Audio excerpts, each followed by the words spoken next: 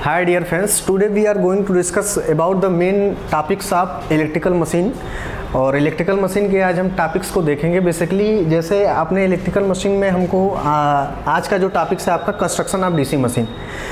Construction of DC machine में basically हम उस पार्ट्स को देखेंगे कि जो आपका डीसी मशीन होता है, चाहे आपका डीसी मोटर हो चाहे डीसी जनरेटर हो, वो बेसिकली बना किससे होता है, उसके अंदर कौन कौन से पार्ट्स होते हैं, उन सब चीज़ों के बारे में आज हम डिस्कस करेंगे।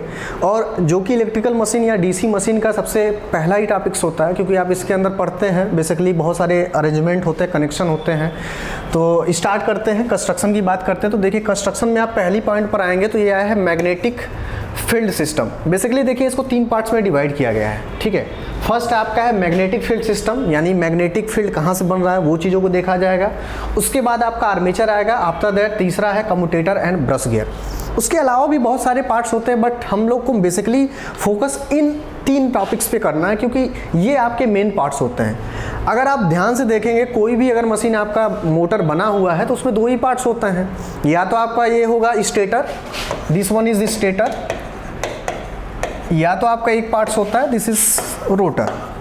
2 ही पार्ट्स होते हैं। स्टेटर वो पार्ट्स होता है जो कि आपका स्थिर रहता है, रोटर वो पार्ट्स होते हैं जो आपके मोशन करते हैं या मूव करते हैं। और स्टेटर की बात किया जाए तो वो फिक्स्ड ही रहने वाला है, ठीक है। और रोटर आपका क्या करेगा, मोशन करेगा यानी मूव करेगा। अब मैग्नेटिक फील्ड सिस्टम के अंदर अगर हम देखते हैं तो देखिए इसके अंदर आपका क्या आता है। अगर कनेक्शन की बात देखा जाए तो ये आपका डीसी, आप मान सकते हैं डीसी जनरेटर या मोटर दोनों का कंस्ट्रक्शन सेम ही होता है, बस वर्किंग प्रिंसिपल डिफरेंस होता है, ठीक है। अगर कंस्ट्रक्शन की बात किया जाए तो देखिए ये जो बाहर का आप देख रहे हैं ये पूरा सिलेंड्रिकल शेप का है, होल हालो होता है, मतलब इसके अंदर ऐसा नहीं है पूरा का पूरा हालो होता है, ठीक है। ये आपका है योक, इसको बोला जाता है फ्रेम या योक। अब आप जैसे भी देख रहे हैं कि ये पूरा का पूरा सिलेंड्रिकल होता है, हालो होता है। इसका मेन काम क्या है, मैकेनिकल स्ट्रेस प्रोवाइड करना। इसका मतलब ये है कि आपका जो भी मैकेनिकल सपोर्ट्स होता है बेसिकली फ्रेम या योक के द्वारा दिया जाता है। उसके बाद आपकी बात आती है यहाँ पे जितना भी आपका देख रहे हैं ये इसके अंदर भी फ्लक्स जो जाता है, मैग्नेटिक सर्किट यानी फ्लक्स का जो पाथ भी प्रोवाइड करता है वो फ्रेम या योक ही प्रोवाइड करता है। इसी के थ्रू आपका फ्लक्स ट्रेवल करते हुए, ठीक है, पाथ को क्लियर करता है। यानी बेसिकली आप ये बोल सकते हैं it can provide a path to flow from flux, ये उसके लिए। उसके बाद आते हैं तो देखिए अगला पार्ट्स आपको देखने को मिलेगा, ये आपका पोल है, ठीक है, दिस इज नॉर्थ पोल, और ये आपका साउथ पोल और साउथ पोल है, यानी ये पोल कोर है। बेसिकली ये आपका पोल जो कोर होता है, ठीक है, यहाँ पे वाइंडिंग होते हैं, ठीक है। ये वाइंडिंग आपके जैसे आपने जिस डायरेक्शन में लिया इसी वाइंडिंग को करंट का रिवर्सल करेंगे तो ये नॉर्थ से साउथ पोल हो जाएगा, जस्ट चेंज हो जाएगा, ठीक है।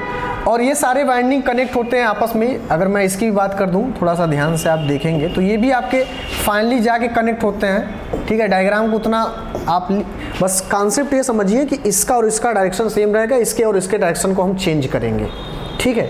तो ये नॉर्थ पोल हो जाएगा और ये सिंपल सी बात है करंट की डायरेक्शन अपोजिट होगी, यहाँ पे आपका क्या हो जाएगा, साउथ पोल से हो जाएगा।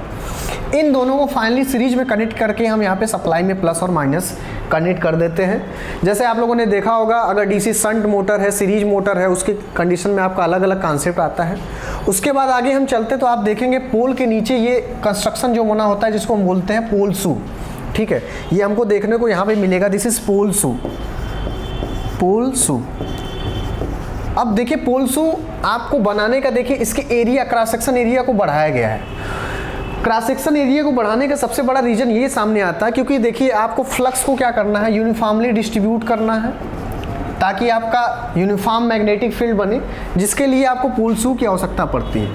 और दूसरा सबसे बड़ा रीजन है पोल शू का कि यहाँ पे जो वाइंडिंग होता है उसको होल्ड करने का भी काम कौन करता है, पोल शू करता है, जिसको हिंदी में बोलते हैं ध्रुवनाल, ठीक है। पोल को पोली बोलते हैं। अब उसके बाद आते हैं नीचे, यहाँ पे आपको देखने को मिलेगा ये पोर्शन, आपको अगर यहाँ से इसको हटा दिया जाए सारे डायग्राम को 1 सेकेंड, तो आपको देखने को मिलता है यहाँ पे 1 सेकेंड, यहाँ पे आप आएंगे तो यहाँ पे आपको देखने को मिलता है आर्मेचर। अगर आपने जैसे पढ़ा होगा एसी मोटर में आप पढ़ते हैं तो वहाँ पे आपने देखा होगा एक स्टेटर होता है, दूसरा रोटर होता है। डीसी मशीन में जो रोटर रोटेटिंग पार्ट्स होता है बेसिकली उसी को हम क्या बोलते हैं, आर्मेचर बोलते हैं in the case of DC machine. यानी ये आपका रोटर ये आपका जो रोटर है, अगर ये डीसी मशीन में है तो इसको आप आर्मेचर का नाम देंगे, और ये रोटेटिंग पार्ट्स होता है, ये मोशन करेगा। अब आर्मेचर आप देख रहे हैं, इसके अंदर क्या होते हैं, ये आपने देखा है, ये आर्मेचर कंडक्टर है, ये इसके अंदर कंडक्टर होते हैं। बेसिकली आर्मेचर में देखिए ये ऐसे स्लॉट्स कटे होते हैं। अब हर स्लॉट्स के अंदर क्या होते हैं, कंडक्टर होते हैं। अब कंडक्टर भी डिपेंड करता है कि वाइंडिंग का कनेक्शन कैसा है, आप लैप वाइंडिंग करते हैं या वेव वाइंडिंग करते हैं। ये बाद में हम लोग डिस्कस करेंगे कि लैप वाइंडिंग क्या होता है या वेव वाइंडिंग क्या होता है। बेसिकली अगर मैं आपको हल्का सा बता दूं कि लैप वाइंडिंग जो होता है, लैप वाइंडिंग और एक होता है क्या आपका वेव वाइंडिंग। लैप वाइंडिंग में सबको पता होगा कि A = P होता है, it means number of parallel path = number of poles के बराबर होता है। और वेव वाइंडिंग के केस में जो पैरेलल पाथ होता है = 2 होता है। और वेव वाइंडिंग के अंदर आप लोगों ने अगर पढ़ा होगा तो जानते ही होंगे कि ये आपका हमेशा हाई वोल्टेज के लिए यूज किया जाता है। This winding use for high voltage को शॉर्ट में हमने लिखा है, और लो करंट के लिए, लो करंट। और वही लैप वाइंडिंग की बात करेंगे तो लैप वाइंडिंग आपका यूज होता है,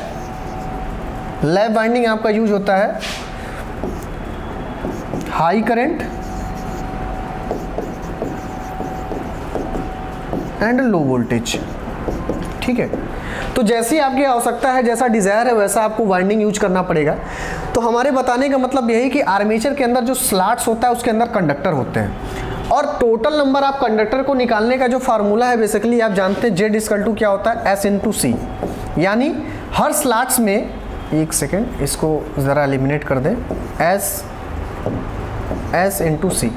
इट मीन्स ये क्या है, Z is the total number of conductor. यानी अगर आपको टोटल नंबर ऑफ कंडक्टर को काउंट करना है तो आपको देखना पड़ेगा कितने नंबर ऑफ स्लॉट्स हैं। जैसे यहाँ पे 1 2 3 ऐसे आप काउंट करेंगे, और उस स्लॉट्स के अंदर कितने नंबर ऑफ कंडक्टर हैं, अगर उसका मल्टीप्लाई करेंगे तो यहाँ से निकल के आएगा टोटल नंबर ऑफ कंडक्टर।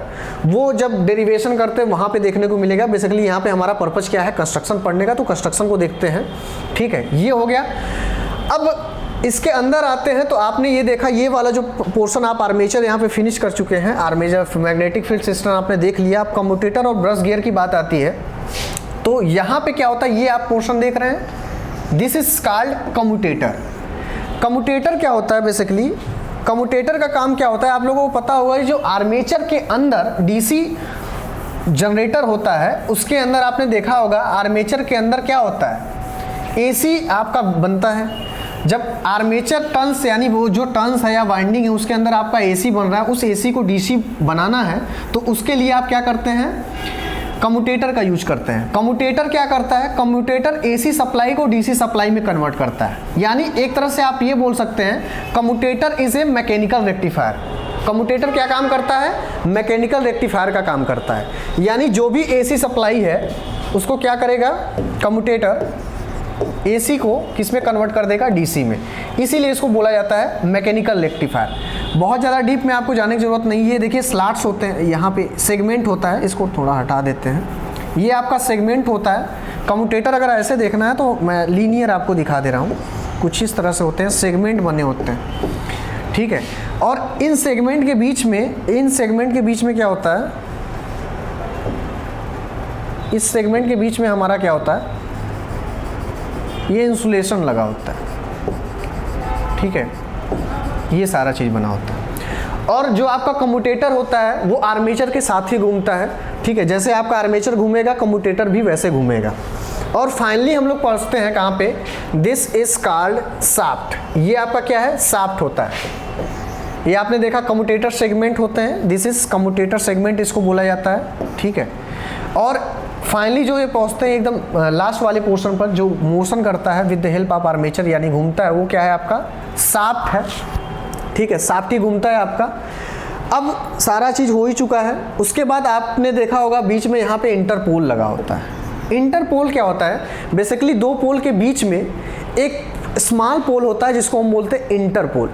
अगर आपने पढ़ा होगा तो उसमें पढ़ा होगा कि आर्मेचर रिएक्शन को कम करने के लिए हम किसका यूज करते हैं, इंटरपोल का यूज करते हैं, यानी कम्यूटेशन को भी कम करने के लिए किसका यूज करते हैं, इंटरपोल का यूज करते हैं। और इंटरपोल के द्वारा आपने देखा होगा आर्मेचर रिएक्शन में चाहे आपका क्रॉस मैग्नेटाइजिंग हो या डीमैग्नेटाइजिंग आर्मेचर रिएक्शन हो, ठीक है, दोनों को कम किया जा सकता है with the help of Interpol. तो ये पूरा का पूरा कंस्ट्रक्शन था, ठीक है। कम्यूटेटर आपका मेन चीज, आपका मेन फील्ड हो गया, और मेन फील्ड में और ये जो वाइंडिंग होता है इसको फील्ड वाइंडिंग बोला जाता है, यहाँ पे होते हैं, ठीक है, जो कि मैंने पहले ही बताया था। तो ये पूरा का पूरा आपने देख लिया, ठीक है। कम्यूटेटर सेगमेंट और ब्रश गियर होता है। ब्रश गियर का काम क्या है, जैसे इसमें ब्रशेस लगे होते हैं